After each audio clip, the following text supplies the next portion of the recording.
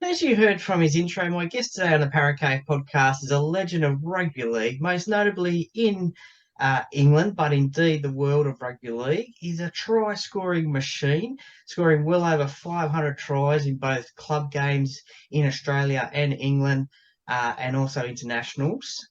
Is a Man of Steel award winner for being the best player in the English competition, a Lance Todd Trophy winner on two occasions for being the best player in the Challenge Cup, is an inductee in the English Rugby League Hall of Fame.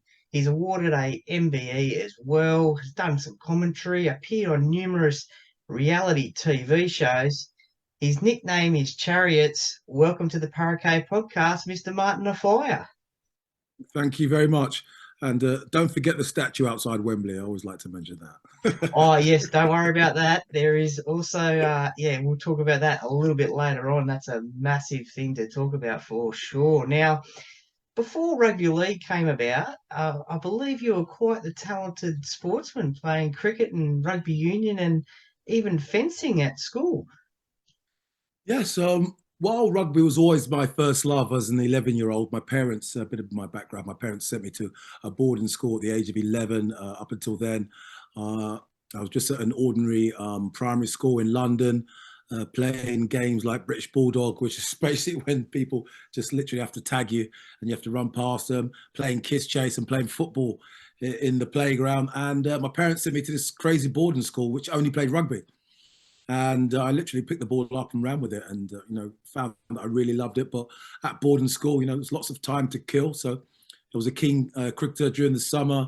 My first sport where I, started to take it really seriously was fencing, indeed. But around about the age of 14, 15, I decided that I'd concentrate on rugby during the winter months, which was obviously a winter sport and still is rugby union.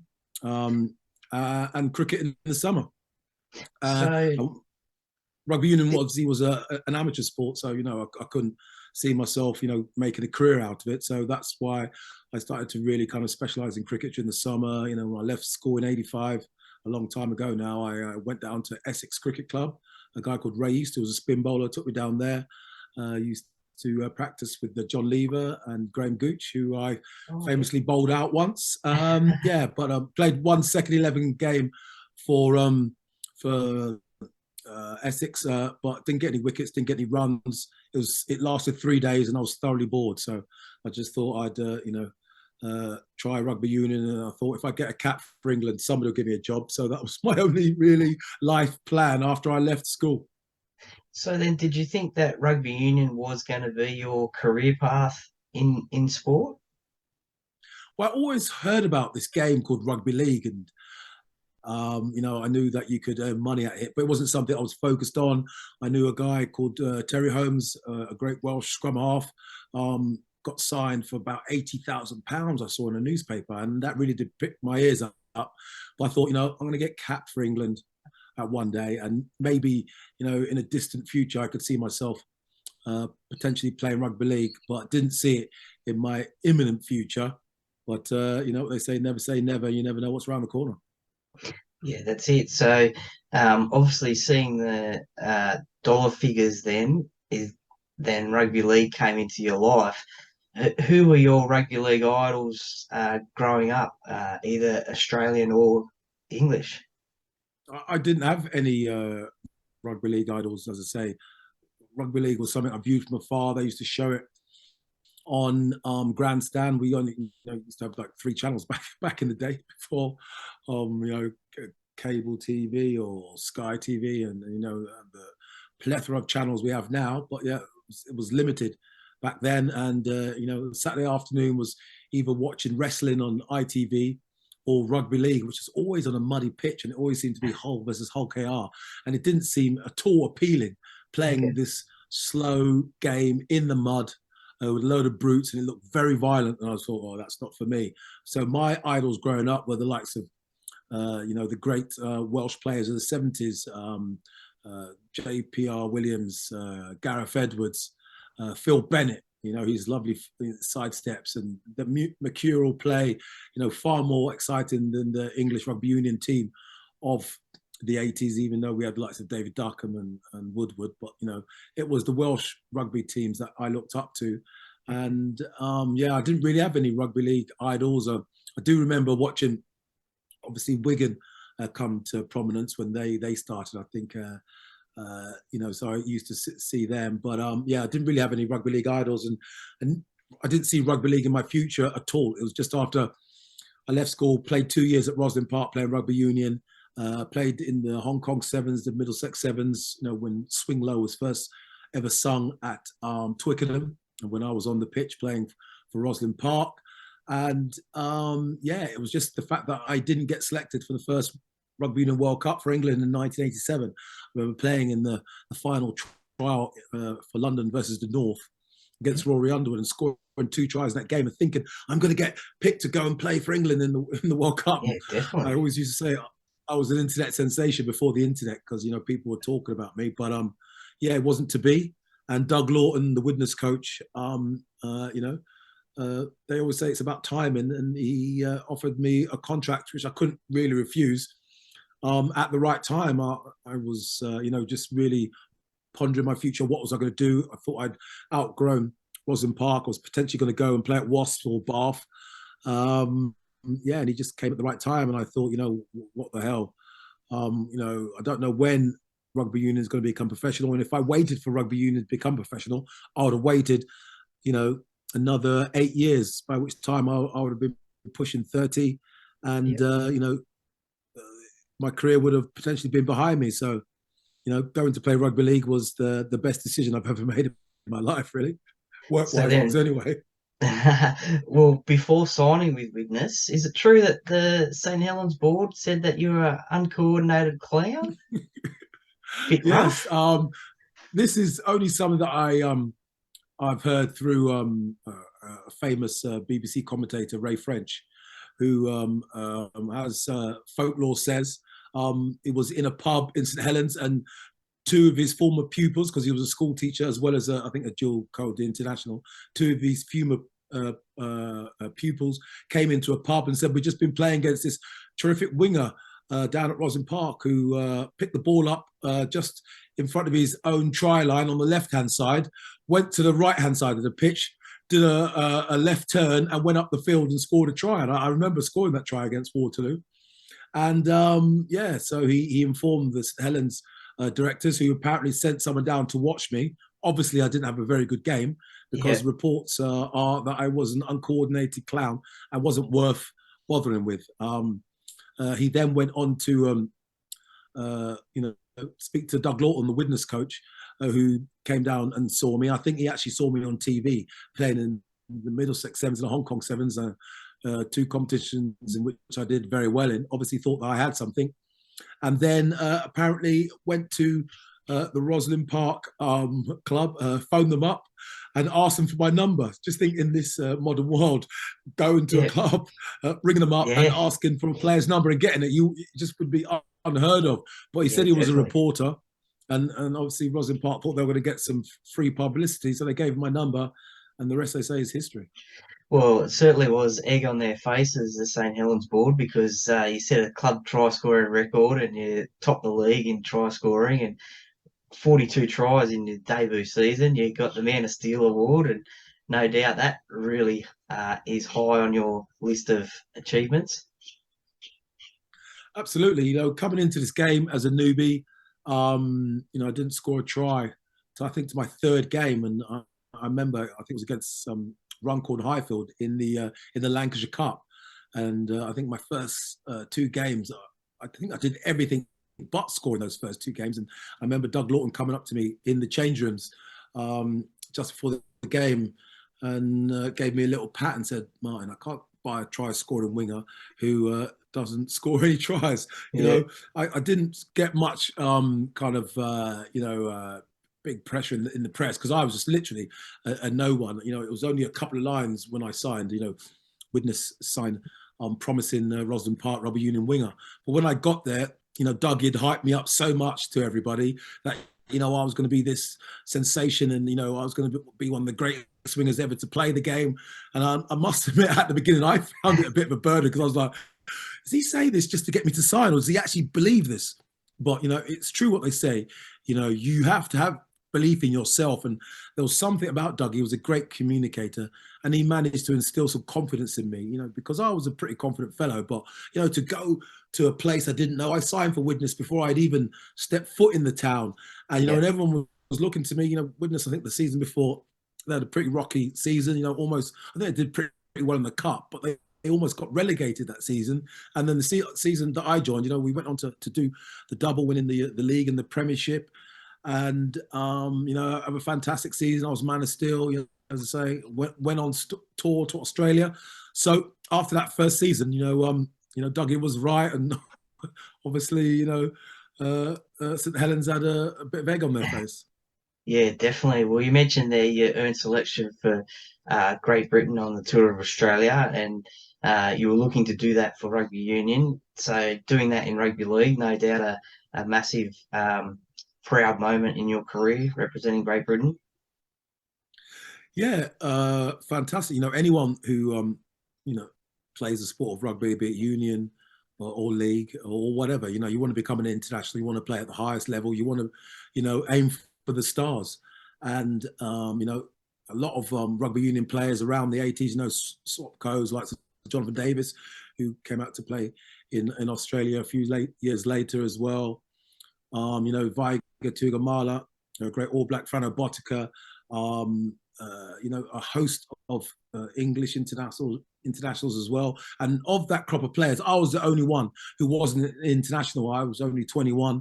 A lot of players played in that 87 World Cup. Likes of Alan Tate, who was a teammate of mine at Widnes and later to go on and play with Leeds and the Rugby Union British Lions as well. So there was a lot of players, and none of them ended up having the career that I had and creating the legacy that I had. And I always say in life, it's not where you start, it's about where you finish. And obviously I went out to Australia in '88 with a bit of a target on my back. Took a lot of ribbon early on after not the greatest performances in the first test and a few of the opening games. I think I had a much better game. As I progressed through the tour, that famous against the Kangaroos in that third test at Sydney when no one gave us a chance. Iconic victory playing against some great players. In Wally Lewis and Mike Gregory scoring that famous try at the end of the game. So I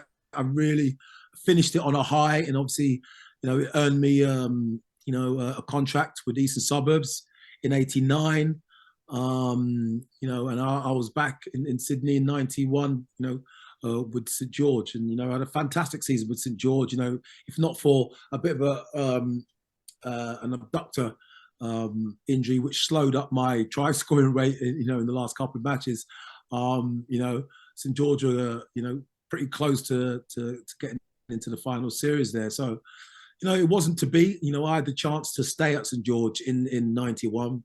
Because that was the year that I'd finished with Widnes and wanted to, get myself to Wigan, and had to spend half a season at the game, which was pretty tough for me. But I managed to get myself to Wigan. But yeah, I had the chance to stay with Brian Smith at St George, and thought to myself that Wigan was the place for me, because I thought to myself, I'm going to end up when I retire living in England, and I know that if you create a legacy somewhere, it's better to create a legacy in the country that you reside in. But I had short stints in Australia, but still managed to be remembered. Someone sent me a clip the other day on YouTube of a horse called Chariots, Right, and the Greyhound as well. So people are naming horses and greyhounds and stuff after you, and still getting the odd mention on the Matty Shon's footy show over there. Big shout out to Matty John's The Footy Show. I love that show, and get to watch it whenever I can over here in England. And so I still have a strong affinity and connection with Australia. Obviously, Wigan played in that '92 Nissan Sevens, on a waterlogged pitch, to beat the Brisbane Broncos, and obviously, Wigan winning in '94, beating the Broncos, and obviously the tests matches that I played in '92, obviously that famous victory down in Melbourne. And so, even though I haven't had a full career, and achieved the heights of likes of Ellery or Adrian Morley, or the Burgess brothers have done in Australia, and James Graham and a host of English players. Josh Hodgson, what he's doing now, fantastic play at Canberra Raiders. I love watching Australian footy, and it goes back to, I remember me when I first signed for Widnes, and I remember asking somebody just in Widnes, because I was very ignorant, but I'm very much about, the mind and learning about things. And I remember asking somebody, who's the best rugby league player in the world? And then someone said to me, oh, I don't know, it's some guy in Australia called Wally. And I just thought, what, Wally? Because where I came from in London, Wally is not a great term for somebody. Yeah. It's an insult. And I couldn't believe it, So I used to get the Micron videos, and I used to love just hearing the Aussie commentators. And I was like, oh God, one day I've got to play in Australia. And I just knew that I don't care how many Super League titles you've won. I don't care how many Challenge Cup finals you've won as an English player or player playing in England. And I don't care how many tries you've scored. You could score 1,000 tries in English football, even though there are some great Australian players like, E.T. or what it is, have come and played in the English competition and necessarily haven't had the success they've had in the NRL. But as an English player, you cannot be considered even in the breath of anything if we're talking about the greatest of all time, or even to be considered in anything if you haven't stepped foot and won something in Australia, be that whatever it is, be that a World Club Challenge, a Test match, a grand final. You've got to have, I don't care what success it is, you've got to go to Australia and have some success. You cannot play your whole career in England. And I hate it because it's something that's not even said out loud, but any English player knows it. Any English player knows it, and that's how important Australia is. It was great in '91, to go and watch, the State of Origin, live in the flesh, and to see it. Because I said, my only, it was like liking it to going to America or seeing in Hollywood. If you're an actor, you want to go to Hollywood. If you're a rugby league player, you've got to go to Australia and test yourself. It's all very well because we beat Canberra Raiders. In '89, which is a fantastic team with likes of Ricky Stewart. Yeah, definitely. In their Mal Meninga, I beat them, and I've won Test matches in England as well. But you got to go to Australia and to get true respect as a rugby league player. You've got to go to Australia and win in Australia. I don't care what it is. I don't care whether it's sevens, whether it's a Test match, whether it's a grand final, whether it's a World Club Challenge. Go and win it in Australia, then you can walk. You can walk tall. And and I did it at a time when you could go and have have 1 foot here and 1 foot there, but now you do, because the seasons run at the same time. You've got to make that commitment and go out there and and play in the NRL. There's not many Lions tours, and I know England had a chance back in 2017 to win the World Cup, but there's not many opportunities. Thankfully I had a few opportunities to play in Australia, and thoroughly enjoyed them. Thoroughly enjoyed the lifestyle.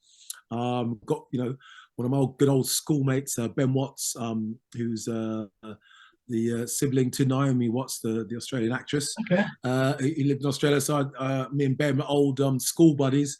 Went to boarding school together. Ben and Naomi now live in the Hamptons in Australia, and in America, and I go and visit them there. But so it was always good to come to Australia. I spent a bit of time there, just after tours and competitions, and really did find an affinity. But I just knew that I couldn't make that commitment to play a whole season there, because I just knew that for me, sport is about legacy, and I knew that I had to be in England. I had to be playing at Wigan to create that legacy, and I just feel that if I hadn't done that, I would have been a fish out of water. If I'd spent all that time doing that and then come back to England, nobody would have known who I am.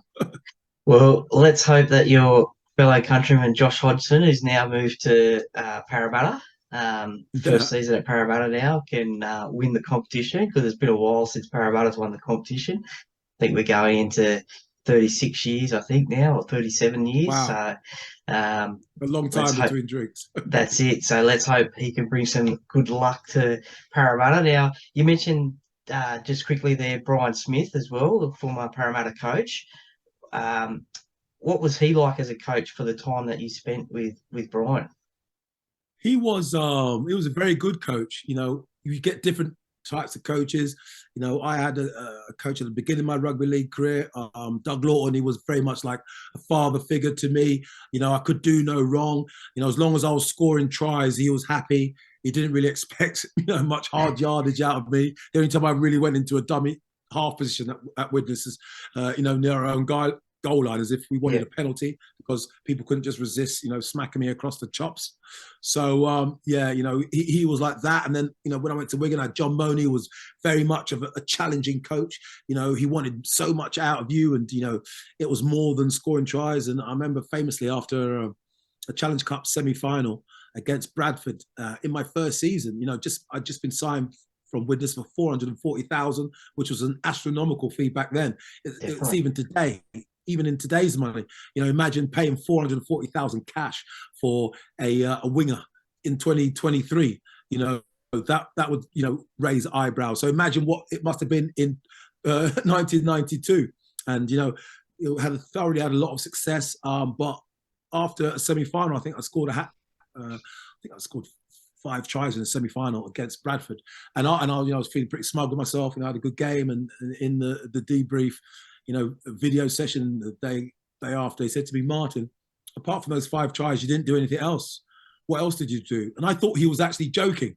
And I started to laugh. And he's straight face. I was like, no, he's being serious. He's being serious. But that's the way that kind of coach John Money was. You know, he challenged you. You know, he didn't rest on your laurels. He was the kind of coach that if you, you know, didn't have a great game, then he'd probably look at all the good things you did and, you know, try and build you up. And if you had a great game, he wanted more from you. And, you know, and when, you know, I found that strange, you know, different coaches try and play mind games with you and all that. You know, I was just pretty much a straight shooter. I just went out there, tried to score as many tries as I could. And if I didn't, I cried to myself. And if I did, I was happy and I moved on to the next one.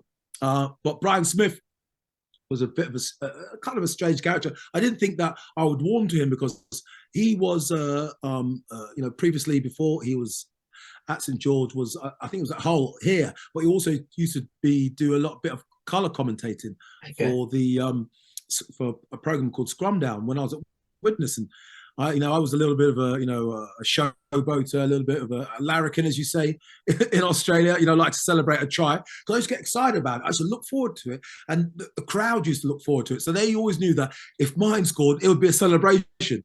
He would, you know, get excited and we could get excited and the children would run on the pitch and it was a massive celebration and we'd win. And it was a big party. Yeah. And he always used to call me out in commentary and say, you know, say it was too much and I was this and I was that. And so I just assumed he didn't like me. So when the opportunity to go to St George came about, I was a bit apprehensive. You know, I didn't know whether to take it or not. Originally in 91, I was meant to go back to East because I had a good season with East in 89, scored a few tries. I think 1990, I went on tour to New Zealand with Great Britain. So 91 came around, I was, you know, thinking I'm going back to St George and then, going back to Eastern Suburbs. And then all of a sudden, Eastern Suburbs, for some reason, cancelled my contract. Okay. I think there was some kind of mix-up because I think I'd put Ellery Hanley down as my, you know, +1 on my, you know, because he was going to come out and spend a bit of time with me. And maybe they thought I wasn't serious or whatever, but they cancelled my contract. I don't know what it is. You know, I'd love to hear from Nick Politis. I think he's still involved with the Roosters, you know, to officially why my contract was cancelled. Because to this day, I do not know why they cancelled my contract. And then just out of the blue, I was offered this contract by St George, and I really, I wouldn't say they lowballed me, but you know, it was